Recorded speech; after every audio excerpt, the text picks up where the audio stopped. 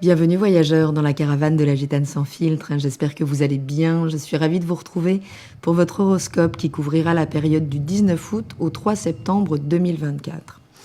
Alors si vous êtes poisson, ascendant poisson, ou si vous avez la lune dans le signe des poissons, eh bien nous allons d'abord voir quels secteurs de vie sont impactés pendant cette pleine lune du 19 août qui a lieu dans le signe du Verseau, dans l'axe Verseau-Lion. Puis, eh bien, l'évolution de ce ciel en fonction des ingrès lunaires, le moment où la Lune franchit le seuil d'une nouvelle énergie du zodiaque. Donc, tout d'abord, la pleine lune du 19 août, eh bien, elle a activé l'axe 12-6 de votre thème.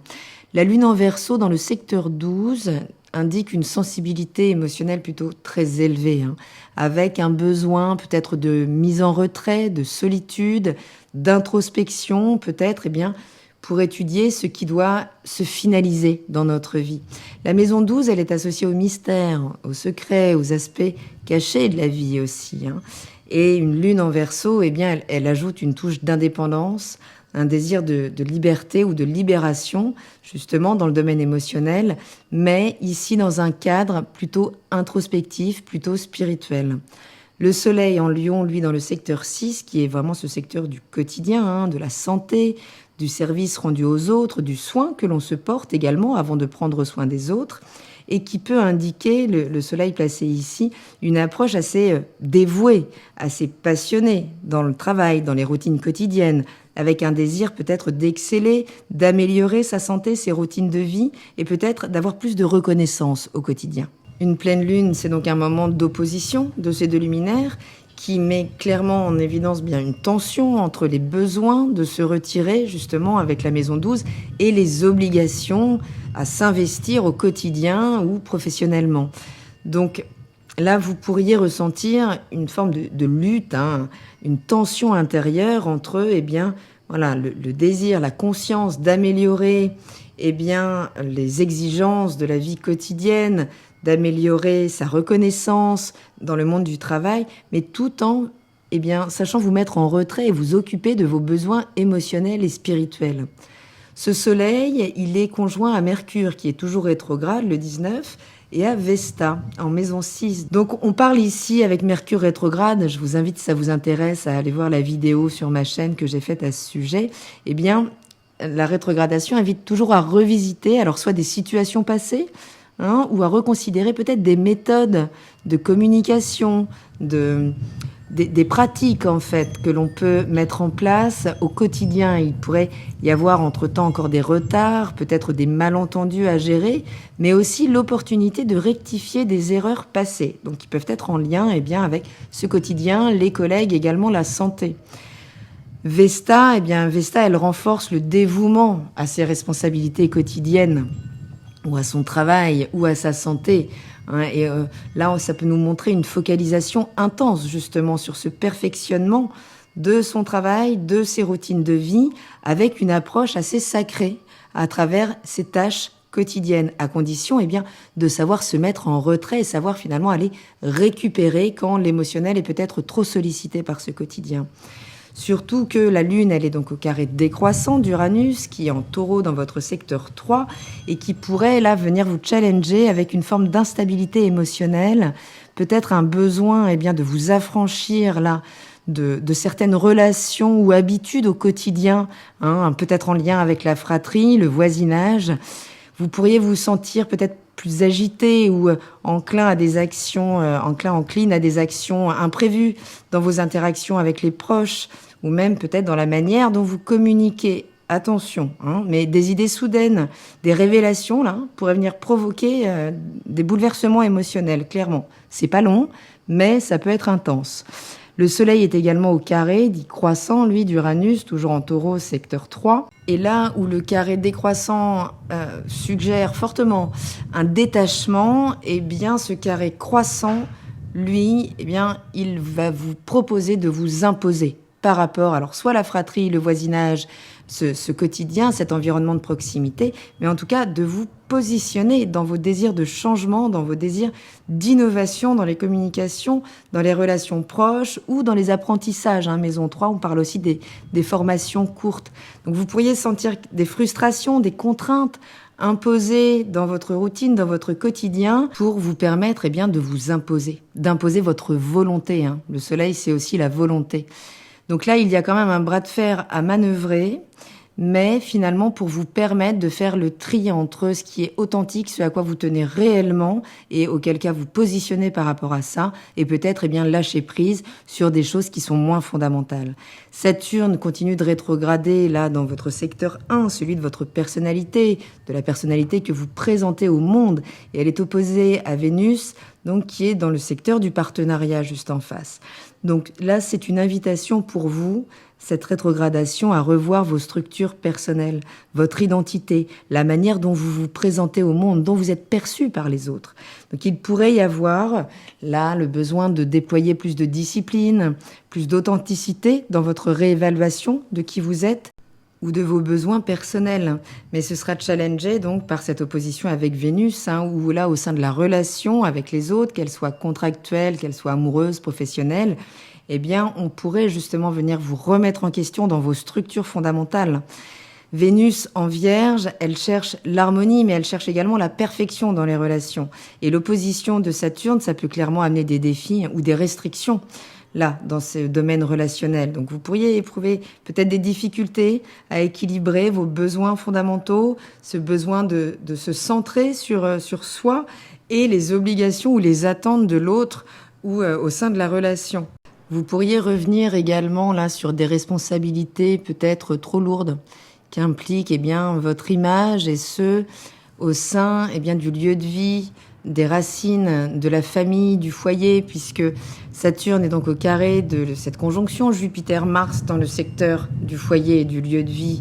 Donc le désir finalement d'expansion, d'initiative qui est attendu dans ce domaine familial ou domestique pourrait être freiné là par les restrictions, notre auto-limitation intérieure, notre capacité, notre négativisme, notre capacité à dire non, c'est pas possible, je suis pas capable, d'accord ? Donc là, oui, vous pourriez être confronté à des défis concrètement pendant cette période où il s'agira de concilier vos responsabilités personnelles, ce qui vous engage, y compris quand vous dites non, ça c'est trop, et l'harmonie, l'expansion au sein de la famille ou du lieu de vie, avec finalement le besoin de vous épanouir davantage au sein de votre famille. Vénus, par voie de conséquence, est également en tension donc à cette conjonction Jupiter-Mars, donc j'ai déjà beaucoup parlé dans ce secteur 4, donc de la famille, du foyer, et là ça met clairement en lumière des conflits possibles entre votre sphère relationnelle, vos partenariats, vos associations et vos obligations ou dynamiques familiales. Donc oui, il pourrait y avoir des désaccords, des tensions là à ce moment-là au sein des relations, peut-être en raison alors soit de conflits d'intérêts ou de priorités opposées entre foyer et partenariat. Donc c'est une période là qui peut mettre vraiment en avant un certain conflit, qu'il soit intérieur ou extérieur exprimé face aux partenaires, mais entre justement votre identité personnelle et les attentes relationnelles. D'accord ? Mais ces défis seront liés aussi justement à votre capacité à amener de la nouveauté, à innover, peut-être au sein des dynamiques familiales. Il s'agit là, pendant cette période, de trouver une forme d'équilibre entre vos besoins intérieurs et les exigences extérieures, notamment en matière de travail, de communication et de relations. Donc ce sera important pendant cette période-là vraiment d'être à l'écoute de vos besoins, de mise en retrait, de vous couper du brouhaha extérieur, peut-être de vous connecter à plus de spiritualité, juste pour pouvoir continuer de nourrir votre travail quotidien, votre hygiène de vie, peut-être votre santé, tout simplement. Donc trouver un moyen de satisfaire ces deux aspects assez extrêmes dans votre vie sans trop de sacrifices personnels. Peut-être une période où vous devrez gérer des tensions familiales ou en lien avec le lieu de vie. Là, travaillez donc toujours à maintenir un équilibre entre vos ambitions personnelles et vos responsabilités peut-être domestiques ou familiales. 2024 est de toute façon une année de challenge, puisque Saturne dans le secteur 1, évidemment, ça nous invite à revoir toujours plus, toujours mieux nos structures fondamentales et essentielles pour aussi mieux vous positionner, en fait, face à l'autre dans la relation. Être à même de dire non, ceci est ma limite. Mais il s'agira de cultiver quand même de la flexibilité, de l'ouverture d'esprit, de l'écoute aussi de vos systèmes quand ils vous indiquent la nécessité de vous extraire du brouhaha, d'aller vous ressourcer peut-être juste à travers une marche solitaire ou pouvoir retrouver vos esprits loin des problématiques qui vous entourent, pour y trouver de la ressource en fait. La rétrogradation de Saturne, la rétrogradation de Mercure vous invite à revisiter certains aspects de votre vie quotidienne, du travail, de l'identité personnelle, peut-être revisiter votre manière d'interagir, de communiquer. Donc ce sera nécessaire là de prendre le temps de réfléchir avant de vous engager, avant de prendre des décisions importantes. Donc en résumé, une phase où équilibrer vie intérieure, vie extérieure, gestion des relations, ce qui sera assez primordial là pour manœuvrer les tensions ou les changements qui pourraient survenir. L'idée est d'aborder les choses avec une approche réfléchie, flexible, une certaine autodiscipline, mais également un ancrage dans votre positionnement de qui vous êtes pour manœuvrer ces transits un petit peu complexes, on se le cache pas. Dès le lendemain, dès le 20 août à minuit 52 exactement, la Lune entrera dans votre signe pour déclencher là justement votre sensibilité maximum, votre intuition également. Vos besoins seront axés sur plus de compassion, plus d'empathie, mais peut-être plus d'évasion. En tout cas, 2 jours là où vous serez sans doute plus réceptif, plus doux, peut-être plus rêveur. Le 22 août, la Lune passe dans le signe du Bélier, dans votre secteur 2, donc focus sur vos biens, vos valeurs personnelles. Là, cette Lune, elle provoque plus de spontanéité, mais également plus d'impulsivité, donc vigilance à ces réactions émotionnelles. Mais vos besoins émotionnels seront en lien avec l'action, l'initiative, l'indépendance et peut-être les nouveaux défis. Mais vigilance à l'expression de vos émotions. Je rappelle, Mercure est encore rétrograde à ce moment-là. La confusion, les malentendus seront encore dans l'air. Et vous pourriez être particulièrement réactif si on vient toucher à vos valeurs ou à votre auto-estime. Le 24 août à 2h01 exactement, la Lune entrera dans le signe du Taureau, dans votre secteur 3, celui de votre environnement de proximité, de votre fratrie, de votre voisinage, de vos petits déplacements, de vos formations de courte durée. Et il y a l'idée là de travailler à plus de stabilité émotionnelle dans ce secteur, ou peut-être vous pourriez trouver également plus de sensualité. Ce peut être 2 jours où il pourrait y avoir de la tension aussi avec le partenaire émotionnel si vous venez de faire une rencontre ou s'il y a des enjeux financiers avec la fratrie ou l'environnement de proximité. Le 26 août à 5h04 exactement, la Lune entrera dans le signe du Gémeaux, dans le secteur de la famille, du foyer, et vient stimuler votre curiosité, vient stimuler vos besoins de communiquer aussi. Donc ici, même si vous avez besoin d'échanger, d'être stimulé intellectuellement, peut-être de bouger tout simplement, vous pourriez juste avoir envie de déménager, là ça pourrait vous prendre comme ça pendant 2 jours. Vigilance, puisque c'est donc toujours la fin de la rétrogradation de Mercure, même si la planète réaccélère à ce stade, les choses ne vous permettent pas encore de vous engager. C'est le 28 août à 10h48 que la Lune passera dans le signe du Cancer, dans le secteur 5, où là, vous pourriez être beaucoup plus sensible aux partenaires amoureux, aux enfants, à votre créativité, à vos besoins de protection aussi, au sein justement de ces relations. Il y a l'idée de se revaloriser à travers la sécurité affective que l'on peut recevoir, à travers le cocon familial, à travers la tendresse qui peut être reçue peut-être par le partenaire ou par les enfants. En tout cas, il y a un retour aux racines, au niveau du cœur pendant ces 2 jours.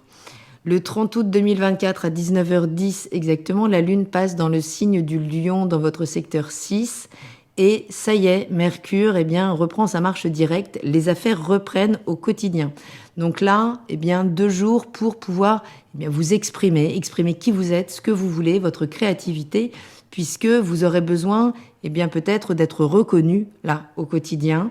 Peut-être que vous aurez besoin d'être davantage le centre d'attention et vous pourrez le formuler plus clairement. Vous pourrez également formuler vos plans d'action là pour cette nouvelle rentrée. Le 2 septembre à 5h49 exactement, la Lune passera dans le signe de la Vierge, donc dans le secteur du relationnel, du partenariat.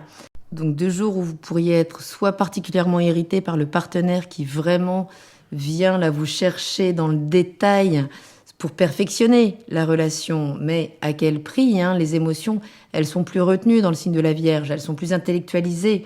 Donc là où vous pourriez avoir peut-être plus de mal à exprimer ouvertement vos émotions, eh bien vous pourriez être challengé pendant cette période par le partenaire. Mais il y a l'idée là de contacter ces émotions dans tout ce qui doit être purifié justement au niveau relationnel. On nous parle ici peut-être d'une grande sensibilité aux questions de santé, qui peuvent parfois mener à des tendances hypocondriaques. Donc n'hésitez pas à vérifier un symptôme auprès d'un professionnel plutôt que d'alimenter seul une analyse qui peut être faussée.